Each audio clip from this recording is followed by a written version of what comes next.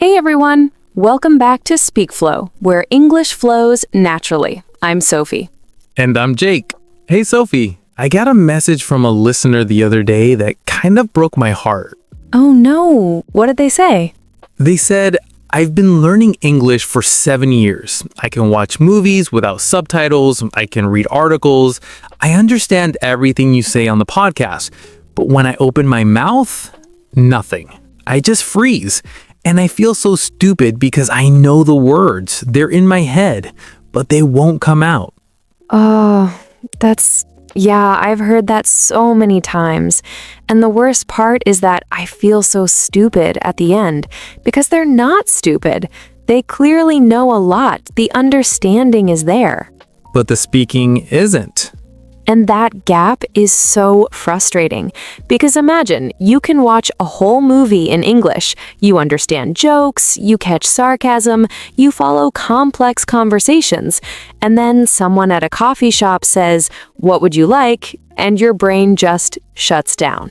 It's like your brain has a reading department and a speaking department, and the speaking department is permanently on lunch break.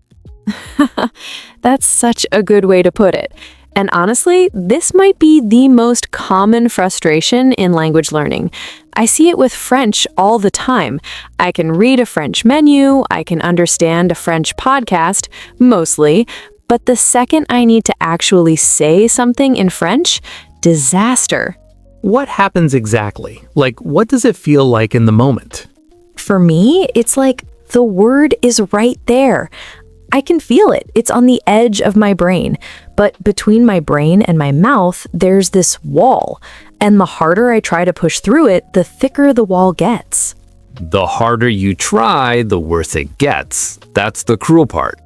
Because then the pressure builds. The person is looking at you, waiting, and you're standing there with this face like you know the face. The "I swear I know this word" face.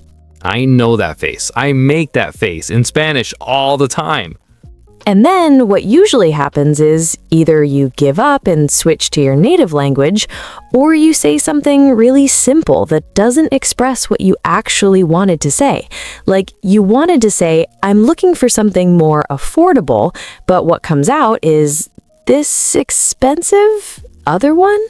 This expensive other one. I mean, it communicates, but it doesn't feel good. No, it feels like you went from being an adult to being a toddler. And that's the emotional part that people don't talk about enough. It's embarrassing. It's humiliating even. You're an intelligent person who can think complex thoughts, and suddenly you can barely form a sentence. My friend Marcus, he's a lawyer, smart guy, speaks in court, argues cases. He's been learning Portuguese for a while. And he told me that the hardest part isn't the language, it's the feeling of being incompetent. He said, in English, I'm a lawyer. In Portuguese, I'm a child. In English, I'm a lawyer. In Portuguese, I'm a child.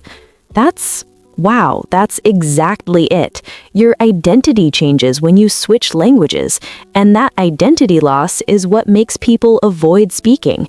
It's not laziness, it's protection. Protection from what? From feeling stupid, from making mistakes in front of people, from that gap between who you are and who you sound like in the other language. So people don't avoid speaking because they can't. They avoid it because it hurts. For a lot of people, yes. And here's the thing. The more you avoid it, the wider the gap gets. Because your listening keeps improving. You keep watching shows, listening to podcasts, reading things. So your comprehension gets better and better.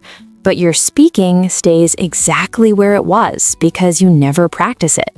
Oh, that's a vicious cycle. You understand more, so the gap feels bigger, so you avoid speaking even more, so the gap actually gets bigger. Exactly. And then after 3 years, you're the person who can understand a whole movie but can't order coffee. Not because you lack knowledge, because you lack practice producing speech. Producing speech, that's an interesting way to think about it, because listening and speaking are genuinely different skills, right? Like they use different parts of your brain? They really do. Understanding is recognition. Your brain hears a word and goes, I know that one. But speaking is recall. Your brain has to go find the word, pull it out, put it in a sentence in the right order with the right sounds in real time. Way harder. It's like the difference between recognizing someone's face and drawing their face from memory. Oh, that's perfect. You could recognize your best friend in a crowd instantly, but could you draw them? Probably not, because recognition and production are completely different skills. I never thought about it that way. So when someone says, I understand everything but I can't speak, that actually makes total sense. It's not weird. It's how brains work. It's completely normal, and I wish more people knew that because they beat themselves up about it like there's something wrong with them. But no, you just trained one skill and not the other. You put thousands of hours into listening and reading and almost no hours into speaking. Of course there's a gap. So the obvious question is, how do you close the gap? Well, you speak. That's the annoyingly simple answer. Just speak. Thanks. That's very helpful. I know, but hear me out, because the how matters. Let me tell you what happened when I decided to actually start speaking French. I'd been learning French for like 2 years. Duolingo, podcasts, a couple of courses, and my understanding was decent, but I'd never actually had a conversation. In 2 years? In 2 years, because I kept telling myself, I'm not ready yet. I need to learn more vocabulary first. I need to review the past tense. I'll start speaking when I'm ready. And that when I'm ready never came, because you never feel ready. That's the trap. I'll speak when I'm ready is the language learning version of I'll go to the gym on Monday. Exactly. Monday never comes. So eventually I signed up for one of those language exchange apps where you video call with native speakers. And my first call was horrific. What happened?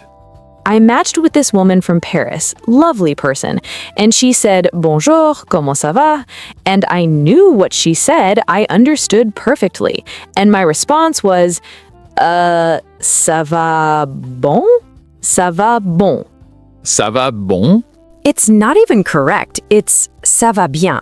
I said bon, which is the wrong word. And she was so nice about it. She just smiled and kept going, but I wanted to disappear. My face was so red. Thank God it was a video call and not in person. But did you do it again? I almost didn't. I closed the app and I thought, that was terrible. I need to study more before I try again. And then I caught myself. That's the trap again. I need to study more first. No, I need to speak more, even badly. So you went back? I went back. Second call was also bad. Third call was slightly less bad. By the 10th call, I could actually have a basic conversation. Like, where are you from? What do you do? What do you like? Simple stuff. But it was real conversation. And the difference between call 1 and call 10 was enormous. Not because I learned new words in between, but because my brain got faster at finding the words I already had. 10 calls. That's not that many. It really isn't. And that's the thing. The progress is faster than you think once you start. Because all that knowledge you built from listening and reading, it's there. It's all in your brain. You just need to build the pathway from your brain to your mouth. And that pathway gets built by using it. Like a trail in the forest. The first time you walk through, it's overgrown and slow, but the more you walk it, the clearer it gets. I love that image. And here's something important. The first time will be bad. You have to accept that. Your first conversation in English will not be great. You'll forget words, you'll make grammar mistakes, you'll say ça va bon, or whatever your version of that is. And that's okay. It's more than okay. It's necessary. There is no way to get to call 10 without going through call 1. Nobody skips the bad part. Nobody. Not even people who seem fluent now. They all had a ça va bon moment. Every single one. And you know what I've noticed? The people who improve fastest aren't the ones with the biggest vocabulary or the best grammar. They're the ones who are willing to be embarrassed, willing to sound bad for a while. That takes courage, real courage. Like, we talk about courage in terms of big, dramatic things. But calling a stranger on a video app to practice your broken French, that's brave. It really is, and nobody gives you credit for it. We're giving you credit right now. If you're out there having terrible conversations in English, we see you. That's brave. It is. Okay, but before we get to practical stuff, has this happened to you with Spanish? The understanding but not speaking thing? Oh, completely. I can follow a Spanish YouTube video pretty well. I understand song lyrics. Well, most of them. But speaking, I ordered food in Spanish once at this Mexican restaurant near my house, and the waiter, who was so nice about it, just gently switched to English after my third attempt at saying sin cebolla. Without onions? Without onions. 2 words. I know the words. I've said them in my head 100 times. But in the moment, with the waiter standing there, my pronunciation just fell apart and he couldn't understand me. And I felt so defeated. Like, this is supposed to be easy. It's 2 words. And that's the thing. It's not about difficulty, it's about pressure. Sin cebolla alone in your kitchen, easy. Sin cebolla with a real human waiting, completely different experience. And then you know what I did? I went home and I Googled how to pronounce sin cebolla. And I listened to it like 15 times. And I said it perfectly in my kitchen, where nobody could hear me. Of course you did, because in your kitchen there's no consequence, no risk, and your brain relaxes. So it's a brain thing, not a knowledge thing. Mostly, yeah. Anxiety shuts down the exact part of your brain that does language retrieval. It's not that you suddenly forgot the word, it's that your brain is too busy panicking to find it. And that's weirdly comforting. It means the knowledge is there. It's just blocked. Exactly, and the block loosens with practice, not because you learn new things, but because your brain gets used to the pressure and stops panicking. Like stage fright. The first time you're on stage, you can barely remember your own name. But actors do it every night, and eventually it feels normal. Perfect analogy. And the thing is, you don't have to jump straight onto the big stage. You can start small, really small. Like what? Like reading out loud, at home, alone. You pick an article or a paragraph, and you just read it out loud. Your brain has to turn written words into spoken words, which practices that retrieval pathway. But there's zero pressure because nobody's listening and you already have the words in front of you. So you don't have to think of the words and say them at the same time. You just have to say them. Right. It's like training wheels. And then you can level up. Record yourself talking about your day for 60 seconds, then listen back. You'll cringe, everyone does, but you'll also hear what you need to work on. 60 seconds. That's it? That's it. And here's what's interesting.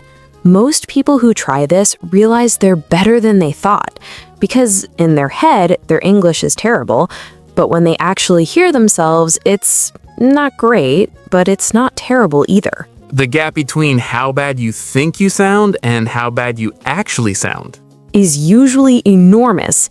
You think you sound like a disaster. You actually sound like someone who's learning, and there's a huge difference. Okay, I think that might be the most important thing for people to hear. You're probably better than you think. Way better. Way better. But you'll never know until you hear yourself. And you'll never hear yourself until you open your mouth.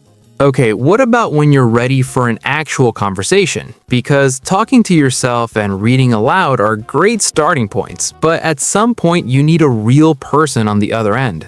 True. And the key is picking low-pressure situations first. Don't start by calling a business partner in English. Start with someone patient, a language exchange partner, a friend who speaks English, even an online tutor, someone who you know won't judge you. And it still builds that pathway you were talking about, even if it's just a casual chat? Especially a casual chat, because the hard part isn't knowing complex words, it's the retrieval under pressure. Getting any word from your brain to your mouth while someone's looking at you. And casual conversations are perfect for that because the stakes are low. What about the people who say they freeze even in casual conversations? That's real, and it happens because of the pressure. Even low pressure is still pressure. Alone, there's no stakes. With a person, suddenly your brain goes, oh no, performance mode, and the anxiety blocks everything. So how do you deal with that? Honestly, you have to just let the first few conversations be bad. Accept it in advance. Before the call, tell yourself, this will be awkward and imperfect, and that's the whole point. Remove the expectation of being good. Remove the expectation of being good. I think that applies to, everything in life. Probably, but especially language learning, because the expectation of being good is exactly what keeps people silent. You expect yourself to speak perfectly because you understand perfectly. But understanding and speaking are different skills. We talked about that. The face recognition versus face drawing thing. Exactly. You wouldn't be angry at yourself for not being able to draw a perfect portrait just because you can recognize faces. But that's what language learners do to themselves. I understand everything, so why can't I speak? Because they're different skills. I feel like this is the most important thing we've said today. Can you say it one more time for the people in the back? Understanding and speaking are different skills. Being good at one does not mean you should automatically be good at the other. The gap is normal. The gap is expected. And the gap closes with practice, not more studying. Not more studying, not more grammar books, not more vocabulary lists. Just opening your mouth and saying things badly until you say them less badly. That's literally it. That's the whole secret. It's not a very glamorous secret. The best ones never are. All right, everyone. Thank you so much for being here today. If this hit home for you, subscribe. We do this every week, and a like really helps other people find us. Share this with someone who keeps saying, I understand, but I can't speak. They need to hear that it's normal and that there's a way through it. All right, Sophie, comment time. Yes, we want to hear from you. Tell us, what's your ça va bon moment? The first time you tried to speak English and it went horribly wrong. We all have one. Share yours. And if you haven't had your ça va bon moment yet because you've been avoiding speaking, maybe today's the day. Say something to yourself, to a friend, to a stranger. It'll be bad, and that's perfect. We read everything. All right, thanks for being here. Keep going. The pathway's getting clearer every time you try. See you in the next one. Bye, everyone. Bye-bye.